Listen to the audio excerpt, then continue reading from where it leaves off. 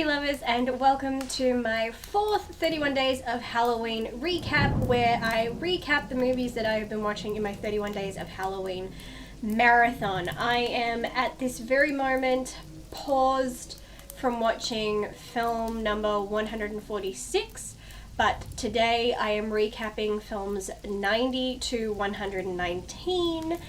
Yeah, I'm watching a lot of movies. Brain is fried. I got lucky and managed to get through a few because they were really short run times. I'm hoping I can have them all finished in time and reach my goal. I had a couple days where the lethargy really kicked in and I started to slack off, but now energy has picked back up and so I'm back into it. So let's get into today's recap. Film number 90 is High Tension, also known as Haute Tension and Switchblade Romance, a 2003 French horror thriller film directed by Alexandre Aja and written by Aja and Gregory Levasseur. It sees best friends Marie and Alexia decide to spend a quiet weekend at Alexia's parents' secluded farmhouse, but on the night of their arrival, the girls' idyllic getaway turns into an endless night of horror. I'd heard plenty about this film and I already knew about the twist at the end, which is unfortunate, so I spent the film trying to see and understand how the twist would play out, and I'm very confused. That plot twist had absolutely no place in this film. You can see the hints here and there, but still, once it's fleshed out, it's just horrible and stupid. It ruins the whole film. It makes the entire film confusing, and the fact even when the twist is revealed, they still use the male actor is just stupid. I compare it to Ils, another French horror thriller film, also known as They, in how they start off decent, but their conclusions ruin it. Even before the twist, I wasn't enjoying the film, because regardless of how the events were to unfold, there were just things happening that made no sense, little things that shouldn't have been occurring, and then when you factor in the twist, that just became contradictory. So while it's brutal and gruesome and unrelenting in those aspects, it's also dull, illogical, and wasteful. Number 91, Hoax, a 2019 American horror film directed by Matt Allen and written by Allen and Scott Park. It follows an investigative team that travels deep into the remote Colorado wilderness after a group of young campers are viciously murdered by what may be Bigfoot. Absolute snooze fest and just bad to boot. I'd have been better off watching Harry and the Hendersons. Number 92, Hocus Pocus, a 1993 American fantasy comedy horror drama film directed by Kenny Ortega with a screenplay by Neil Cuthbert and Mick Garris from a story by Garris and David Kirshner. It follows a villainous trio of witches who are inadvertently resurrected by a teenage male virgin in Salem, Massachusetts. So this is still one of the best movies to ever exist, not to mention one of the best Halloween movies, and if you don't watch this during the month of October or Halloween itself, we shouldn't be friends. It's so on theme, it's fun, it's dark, it's campy, and even has a song that puts a spell on whoever hears it, literally. I honestly can't live without this movie for Halloween or any other day of the year for that matter. Number 93, House of Purgatory, a 2016 American horror thriller film written and directed by Tyler Christensen. In it, 4 teenagers go looking for a legendary haunted house that gives you money back for every floor you can complete. Once finding it, they realize the house is much more terrifying than a normal Halloween attraction. The house knows each of their secrets and one by one uses them against the teens. Didn't hate it. It's low budget, and while it's not scary, and I do admit I didn't quite see the point, I did find elements disturbing. It's disturbing seeing people's secrets, which aren't just secrets, but they're very real, very serious fears being turned against them. And we're not talking snakes and spiders here. But most of all, I just loved Brian Krause in this. He was unrecognizable and creepy as hell. Number 94, The House of Violent Desire, a 2018 British horror thriller film written and directed by Charlie Steeds. Awoken by screams in the night, young Evelyn Whipley is found drenched in blood and mysteriously bound to the bed. A gothic horror set in the 1940s, a psychosexual thriller disguised as traditional ghost story. Psychosexual? No. This is just straight up erotica. Very disturbed erotica. I rarely ever say something like this, but do not watch this film. I have no idea what this film is, and it's pretty clear the film doesn't know what it is either. There's no plot structure, no real script, the acting is ridiculous. I found it impossible to make heads or tails of what this film was. I really don't even know what it's about, and I watched the whole damn thing. Also, the movie poster doesn't remotely match the film. For starters, the woman in it is wearing a bra that didn't exist in the 40s. The score is so ridiculous, it kept making me crack up laughing. Number 95, House on Haunted Hill, a 1959 American supernatural horror film directed by William Castle and written by Rob White. Eccentric millionaire Frederick Lauren, who along with his wife Annabelle has invited 5 people to the house for a haunted house party. Whoever stays in the house for one night will earn $10,000. As the night progresses, the guests are trapped within the house with an assortment of terrors. I wouldn't call it scary or disturbing, but it sure as heck was a lot of fun to watch, not to mention Vincent Price's performance is hypnotic, but I would expect nothing less from him. It's interesting now that I've finally seen this to see what the remake kept the same and what they changed. I'm very surprised by how much of the film they used instead of changing. All they did was modernize those elements. Then of course they really went more into the supernatural territory, which I actually don't mind. Overall, mighty enjoyable flick, and just so you know, $10,000 in 1959 equaled like $83,000 in 2017, so that's a lot of money. Number 96, Housewife, also known as Ev Kadini, a 2017 Turkish horror thriller film directed by Can Evrenol and written by Evrenol and Kem Ozyuduru. On a snowy eve, little Holly's sister and father are killed by her frantic mother. Years later, Holly is married, lonely, and her life is soon about to take a turn for the ultra weird when she visits Umbrella of Love and Mind.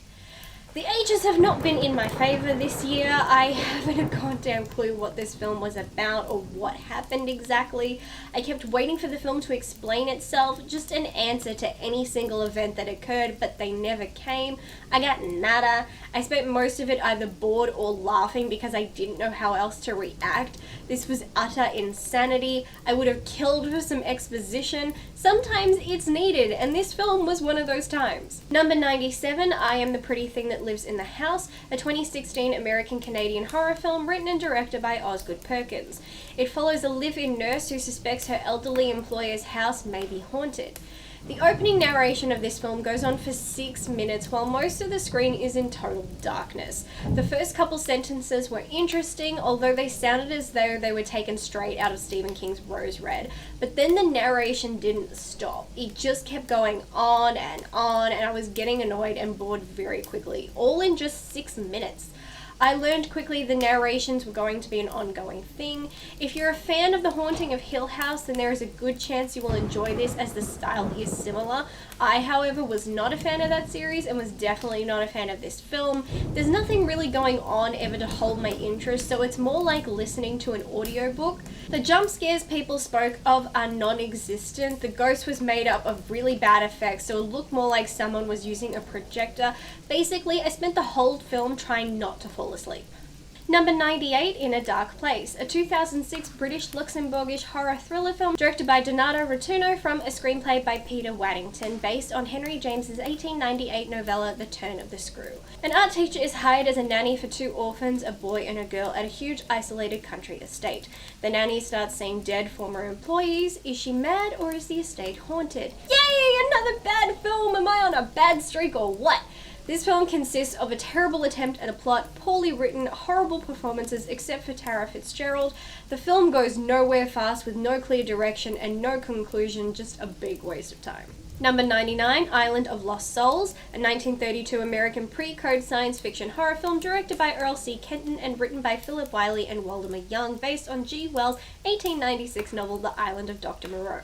It follows an obsessed scientist who is secretly conducting surgical experiments on animals on a remote island. Pretty darn good, and the prosthetic work in this is incredible. Goes to show you don't need insane amounts of money and special effects to get the job done. I appreciate these older films and seeing how they use different tricks and techniques and how they were able to do so much with less than what we have now. Enjoyed this film, and there were some really good performances. Number 100, The Island of Dr. Moreau, a 1977 American science fiction film directed by Don Taylor and written by Al Ramis and John Herman Shanna, based on H.G. Wells' 1896 novel The Island of Dr. Moreau. The story follows a scientist who attempts to convert animals into human beings. This differs quite a bit from the previous film, but seeing as how I haven't read the book, I can't tell which one is more authentic to the books. The prosthetics were quite good, but too similar to those of Planet of the Apes. Much of the prosthetics didn't have enough in the features to separate each character's species from another.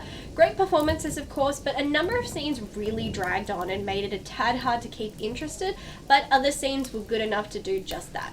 Number 101, The Island of Dr. Moreau, a 1996 American science fiction horror film directed by Richard Stanley and John Frankenheimer from a screenplay by Richard Stanley and Ron Hutchinson, and is based on the 1986 novel of the same name by H.G. Wells. After being rescued and brought to an island, a man discovered that its inhabitants are experimental animals being turned into strange-looking humans, all of it the work of a visionary doctor. Well, this one is vastly different from both previous films and is extremely different to the book. You can just tell from watching. It's really quite bad, but it's hilarious in how bad it is. Like, it's the kind of bad that's watchable. I mean, it's still terrible, but I couldn't tear myself away. Hell, I might even watch it again. It's so crazy and weird and over the top and quite amusing, though entirely unintentional, of course. I also find it strange that this film has given the character of Montgomery a much larger role in this film. It's very unfair that Val Kilmer's character of Montgomery gets far more screen time than Marlon Brando's character of Dr. Moreau, who is the title lead and main antagonist. Even more strange how David Thewlis doesn't even get his name on the poster, and he's meant to be playing the main protagonist of the story. A lot of this film reminded me of Congo, yet I actually love that film. Number 102, It Waits, a 2005 American horror film directed by Stephen R. Monroe and written by Richard Christian Matheson, Thomas E. Solozzi, and Stephen J. Cannell. The film is about a female forest ranger who encounters a terrible creature who has been killing people in the remote national forest where she works. So we have a creature that the story tries to claim is from Native American legend, yet the film is really just about a scary monster chasing around a white chick. The creature in question is 100% a ripoff of the Creeper from Jeepers Creepers. It's a big scary monster with bat wings that eats people, but it acts like a person. It sets traps, he treats human bodies like props. It's the Creeper's cousin, only lower quality. This film was boring, focused more on making the lead a temporary alcoholic with personal demons that were completely irrelevant. It didn't help that her performance was terrible either. Even one scene was completely taken from the Jeepers Creepers movie, and of course this film was sure to throw in a sex scene that didn't need to be there. This also has one of the worst soundtracks I have ever heard. Think Lifetime drama film, the cheesy music you hear playing in those movies. That happens about 4 times in this one, and all at horrible times. Just dreadful. Number 103, Jack Goes Home, a 2016 American independent horror film written and directed by Thomas Dekker. After his father is killed in a car crash, Jack travels home to Colorado to help nurse his mother, who was injured in the crash, back to health. There he uncovers long-buried secrets and lies within his family history, his parents, his friends, and his very identity. This is such an intense psychological film, and I love that about it. I love how the film depicts the subject of grief and mental stability and how one deals with tragedy. The problem is I didn't feel the events of the story were rounded off very well. There is so much to take in, and it's all great, but the reveal at the end, while I like it, it was really glazed over, and its inclusion, while good, made me question the validity of the previous moments in the film. I wish the film had been explained better at the end, but I love how it was filmed. I love the performances. They were phenomenal, and I was captivated by the whole thing, especially waiting to find the answers, though I didn't get them. Number 104, The Jacket, a 2005 American psychological thriller film directed by John Mabry and written by Macy Tadjidin, partially based on the Jack London novel of the same name. A Gulf War veteran is wrongly sent to a mental institution for insane criminals where he becomes the object of a doctor's experiments, and his life is completely affected by them. Would I call this a thriller film? I don't know. Definitely psychological with an ending that made me shed a tear. It's a tad bizarre, but at the same time really, really good. Very interesting story with some great performances, and probably the one performance from Keira Knightley that I didn't hate. I was actually impressed. I'd say it's worth a watch. Number 105, James and the Giant Peach, a 1996 British-American musical fantasy film directed by Henry Selick with a screenplay by Kerry Kirkpatrick, Jonathan Roberts, and Stephen Bloom, based on the 1961 novel of the same name by Roald Dahl. The film is a combination of live action and stop-motion animation and follows an orphan who lives with his 2 cruel aunts, befriends anthropomorphic bugs who live inside a giant peach, and they embark on a journey to New York City. It's been years since I've seen this film, and I still love it just as much. I love the combination of live action and stop motion. I love the story, I love the characters, I love the music, and I'm very proud of myself for having now introduced my eldest niece to this because she enjoyed it too. Number 106, Carla, a 2006 American psychological thriller film directed by Joel Bender and written by Bender, Manette Rosen, and Michael D. Sellers. The film is based on the crimes of Canadian serial killers Paul Bernardo and Karla Homolka. If you're a crime buff like myself, then you'll be familiar with Bernardo and Homolka, so for that reason I found the film to be incredibly tame in its depiction of the crimes that took place. It omits a lot of what really happened, and most of the violence, or at least physical contact, is always kept out of the frame. So why this is rated R, I feel, comes down to the language. I think Misha Collins gives the best performance in the film in his portrayal of an unhinged psychopath and rapist, but I think even he struggled to sink to the depraved level of Bernardo, and Laura Prepon gave not much to talk about in her performance. I think how much the film holds back does the story a disservice because it doesn't show people just how horrific the crimes truly were, but I do understand this choice was made due to the victims' ages. On top of that, no one in the Canadian film industry would touch this film, no one wanted to tell this story, and many in Canada wished to boycott it as people were disgusted by the idea of capitalizing on such a crime. What's worse is the film attempts to paint Homolka as an innocent victim of her husband. While she was subjected to violent outbursts, video evidence demonstrated she was a very open and willing accomplice in their crimes, and thanks to a plea deal made prior to this evidence, she got away with it, and no one will truly know just how much else she did. But the fact of the matter is this woman had a choice, and she chose to participate in horrible criminal acts, and for this film to try to depict her as a victim like the others is frankly sickening and offends the memories of Bernardo and Homolka's victims. Number 107, Kill, baby, kill! Originally titled Operazione Porra, which translates to Operation Fear, and also known as Don't Walk in the Park, for reasons I don't know because no parks are involved in this film. A 1966 Italian horror film directed by Mario Bava from a screenplay by Bava, Romano Migliorini and Roberto Natali from a story by Migliorini and Natali. The film focuses on a small Carpathian village in the early 1900s that is being terrorized by the ghost of a murderous young girl. I really enjoyed this one, and I bet I would have enjoyed it even more if I wasn't so darn tired while watching it. I loved the style, some of the techniques were quite comical but very indicative of their time period, and for that reason I found them endearing. Has a cool and interesting story, although quite rushed towards the end to wrap everything up, but even with that I still enjoyed it and would definitely watch it again. I especially love that one of the scenes at the start of the film was near identical to films like Nosferatu and every other Dracula incarnation. It felt like a tribute, though maybe it was unintentional. Number 108, The Legend of Halloween Jack, a 2018 British horror thriller film written and directed by Andrew Jones. On Halloween night, a serial killer returns from the dead to take revenge on the vigilantes who put him to death 1 year earlier. At first it was just a dull, low-budget horror film with some decent and terrible performances. Then we started nearing the end of the film, and then it just got absolutely stupid. Not funny, just stupid and boring. Also, the plot seems to have me confused. The way to stop Jack is that someone has to kill themselves, yet a guy killed himself right when this all started, so shouldn't that have prevented all this? Now, I usually enjoy horror tributes, but I didn't like how they were used in this film. At one point, a character talks about a mental institution in a place called Haddonfield, ringing a bell, and then the final scene was taken straight from Carrie. There were probably others, but I was too bored to notice. Okay, let's see if I can do Swedish. Number 109, Let the Right One In, originally titled Låt den rätt komma in, a 2008 Swedish romantic horror film directed by Thomas Alfredson from a screenplay by John Ajvide Lindqvist, based on his 2004 novel of the same name. Oh god, names, I'm terrible. The film tells the story of a bullied 12-year-old boy who develops a friendship with a vampire child in Blackberg, a suburb of Stockholm in the early 1980s. This is truly an incredible film, one I really can find no fault with. There are so many facets to it and so much to dissect and appreciate. I love its simplistic filming style because it allows the film to focus more on the story. Just a terrific piece of cinema, though I do wish some aspects of the book had been included in the film. Number 110, Let Me In, a 2010 American-British romantic horror film written and directed by Matt Reeves. It's a remake of the 2008 film and tells the story of a bullied 12-year-old boy who develops a friendship with a female child vampire in Los Alamos, New Mexico during the early 1980s.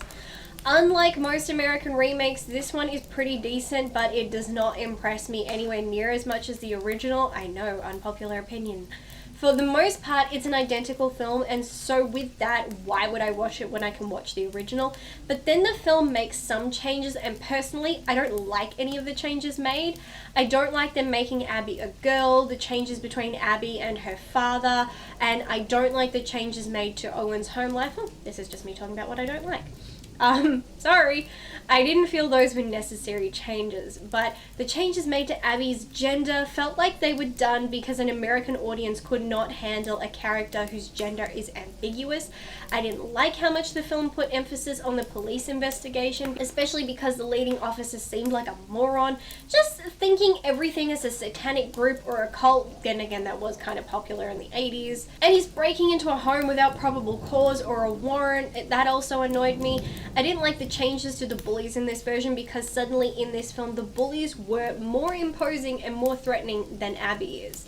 In the original, the lead bully acts tough, but he comes off weak. You can see it in his dynamic with his brother and how he has others do things for him because he's too weak to do it himself. In this version, the lead bully is very sadistic and scary, and he doesn't need anyone to do things for him. He torments everyone, especially Owen. Also, wasn't keen on Abby's vampirish appearance at times. It's still a decent film, it's very well made, the score is great, Chloe gives one of the few performances I actually enjoy, but I remember seeing this at the movies and I didn't find it memorable then and I don't find it memorable now. Good film, but I still prefer the original. Number 111, Level 16, a 2018 Canadian science fiction thriller film written and directed by Danishka Esterhazy. In a highly regimented boarding school, a pair of students discover that things are not as they seem. Had no idea what to expect from this, but I ended up really enjoying it. It was an interesting story where I thought I knew the direction, but I didn't. I love how it all played out and the performances were great. I think aesthetically it was really good too. I enjoyed a lot of the visual choices made for this film. A science fiction thriller that more people should check out, as I'd never heard anyone mention this before, but I'm glad I stumbled upon it. Number 112, Leviathan, a 1989 Italian-American science fiction horror film directed by George P. Cosmatos and written by David Peoples and Jeb Stewart. It follows the crew of an underwater geological facility stalked and killed by a hideous mutant creature.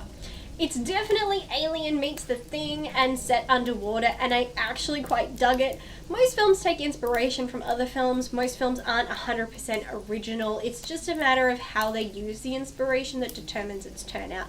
I think this film had plenty of elements that remind you of other films, but I think it also had some good stuff in there too. Also makes it feel like its own film, such as location and the concept that this all came about because Russians were trying to create a genetic mutation so that people could survive underwater. Altogether, I think it was a pretty decent science fiction horror film. Would have enjoyed a bit more character development though. Number 113, Life Changer, a 2018 Canadian horror thriller film written and directed by Justin McConnelly. A murderous shapeshifter sets out on a blood-soaked mission to make things right with the woman he loves. It's a very interesting film with a lot to take in, a different depiction of shapeshifters, though it reminds me of Supernatural's version of them. At first I was unsure about the narration, but then it actually grew on me and I came to enjoy it. I liked the film, though I felt something was missing and I wasn't sure how I felt about the ending, but still a pretty good flick. Number 114, Life Force, a 1985 British science fiction horror film directed by Tobe Hooper from a screenplay by Dan O'Bannon and Don Jacoby, based on Colin Wilson's 1976 novel The Space Vampires. The film portrays the events that unfold after a trio of humanoids in a state of suspended animation are brought to Earth after being discovered in the hold of an alien spaceship by the crew of a European space shuttle. Well, now I've seen everything. I about lost it when Patrick Stewart appeared. Sometimes this film had me engrossed going, wow, this film is pretty cool. Then other moments had me in a state of, what the fuck? And unsure what to make of it. I can honestly say I've never seen anything like this, that's for sure. Effects-wise, super impressive given the time period. Number 115, The Lighthouse. No, not that one. A 2016 British thriller film directed by Chris Crowe and written by Crowe, Paul Bryant and Michael Gibson. Based on the real events which saw two lighthouse keepers stranded for months at sea in a freak storm, the film tells a tale of death, madness and isolation, a desolate trip into the heart of human darkness. It's a decently made film and well acted. There's just nothing really there, certainly nothing engaging or interesting, and I found myself bored by it quite quickly. I used it as a great opportunity to do the laundry though. Number 116, The Little Stranger, a 2018 Irish-British-French gothic drama film directed by Lenny Abrahamson and written by Lucinda Coxon, based on the novel of the same name by Sarah Waters. Set in 1948, the plot follows a doctor who visits an old house where his mother used to work, only to discover it may hold a dark secret. I saw someone describe this film as a metaphorical depiction of toxic masculinity. While I can see and understand their analysis, I would not agree with using that term here, as I do not believe the character's gender is a factor, but more his status and upbringing. I would more say it's a metaphorical depiction of obsession and jealousy, a consuming obsession and jealousy to live a life they never lived and have what they never had, to the point where it consumes those around them. Despite this analysis, I found this film to be a painfully slow burn of a film with a full hour of nothing occurring at all.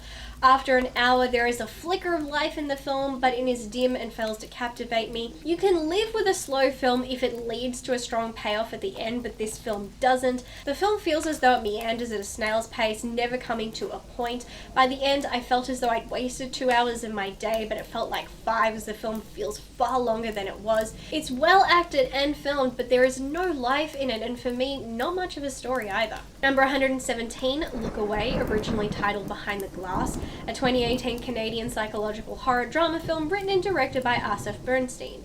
It tells the story of Maria, an alienated high school student whose life is turned upside down when she switches places with her sinister mirror image. As a film about dissociation and depression, I didn't feel the film did anything out of the ordinary for me. Wasn't enticing, didn't give me anything. I hoped for more and something that stood out, but I didn't get that. I think it had some important moments that it just left as inferred instead of actually addressing them, and the setup for the film didn't help much either. Number 118, Ma, a 2019 American psychological horror film directed by Tate Taylor and written by Scotty Lenz. It follows a group of teenagers who befriend a lonely middle-aged woman who allows them to party in her basement and find themselves being terrorized by her. I think this film had all the right elements for a good horror film. It just seemed as though it failed to bring them all together into a well-executed film. I felt the character of Ma had a lot of great qualities to make her a good villain and one we sympathize with, but again, the execution wasn't there. For example, there was no progression with her. She was just instantly crazy. We never saw a trigger, and on top of that, while I can understand most of her motivations, the timing felt off on them, and it didn't explain her treatment of her daughter. A lot of potential and some good performances, it just didn't bring it home. I also wasn't sure how I felt about some of the Stephen King references. There were definitely moments linked to Misery with the porcelain cats out of place, and Ma telling her daughter she can't go to school because everyone will laugh at her. That was a line from Carrie. And last in today's recap is 119 Malevolent, a 2018 British horror film directed by Olaf de Fleur from a screenplay by Ben Katai and Ava Konstantinopoulos, based on the novel Hush by Konstantinopoulos. The film centers on a team of scam artists who are making money from faked paranormal encounters. During an assignment in a country house, the team get more than they bargained for, and one by one they begin to lose grip on reality. Honestly, not half bad for a little Netflix horror film. I thought it was going one way and then it gave me something extra, and while I think it could have had just a bit more to it, I honestly enjoyed it. Wouldn't say it reinvented the wheel, but it gave me enough to enjoy it, and I love Celia Imrie in this. It's not a performance I've seen from her before, and it makes me interested in seeing her do something like this again in the future. Though for a film set in the 80s, not much of it felt 80s if I'm honest, and that makes me wonder why set it in that specific decade if you're not going to go to much effort to depict that decade. And that is my fourth 31 Days of Halloween recap done. Whew, you know what's more exhausting than watching these movies? Having to do the recaps. Oh, there are so many names I struggle to pronounce and some titles I struggle to pronounce. Oh, it's just a shitstorm. But thank you to those who have been watching these recaps and liking them.